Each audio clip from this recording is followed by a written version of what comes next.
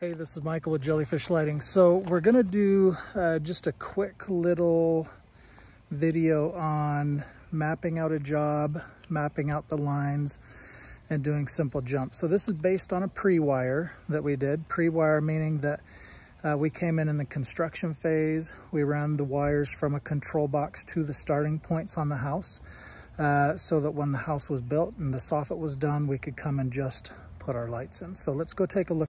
Okay, so you can see right here, this house, we would have to run two lines on this house. We'd have to run a lower line across this lower level, and then an upper line across this upper level.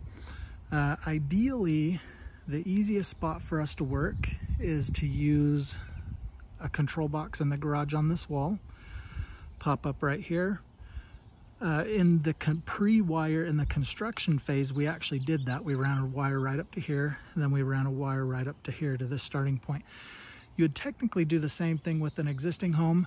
The only thing is you'd have to come out of the wall or out of the shingles in one way or another to get up to this level up here on this second level. If the home was existing. Where this was pre-wired, we're able to run it right through the attic and the wall. So right here in the garage, you can see our starting point. We do have an outlet for our controller, and then we have our wires coming in. Now this is about 3 feet above the outlet, so our box can cover this.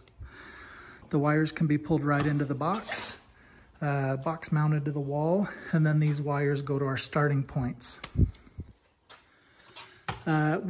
Sometimes we run two wires just to make sure we have a backup in case there's a problem with one wire. We have that backup there that we can use. So you'll actually see that on both of those starting points. On the outside of our house, here's the lower starting point. And then up here is the upper starting point, right there. So line 1 starting down here, line 2 starting up here on the second floor.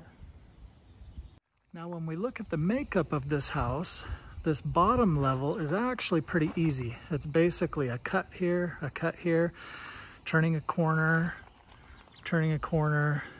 ending on the end. The second floor, however, you can see that you have eyebrows on this particular peak. The rest of it is the same way. Just cuts and bends and folds around the edges of the roof. That's pretty much a straight line for us. But you have these jumps here, which we would have to do a jump in between each of them. Now, if you look closer,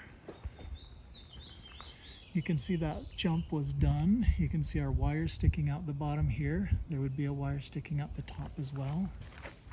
See if I can back up and see it. Well, on this side, it looks like the siding guy didn't pull the wire through. However, on this side, he did. You can see the two wires there. Now, when we look at the limitations of the system, so here's my map of this house. I've got the lower line starting on the far left, going across on the lower line's 56 feet. The upper line starting on the left and going across, and the upper line is 68 feet. The whole job altogether is 124 feet. So all in all, great looking home. I think they planned it out really well. Two lines with a total of 124 feet is completely within the capacity of the system.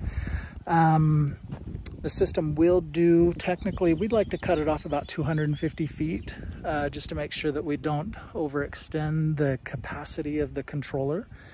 But at 124 feet, they could technically add another 124 feet on this system, so they could continue where they left off and wrap around the back of the house. They could add another line going the opposite direction. There are a number of things that they could do, but in general, this house is going to look fantastic when these lights are on. They did a great job.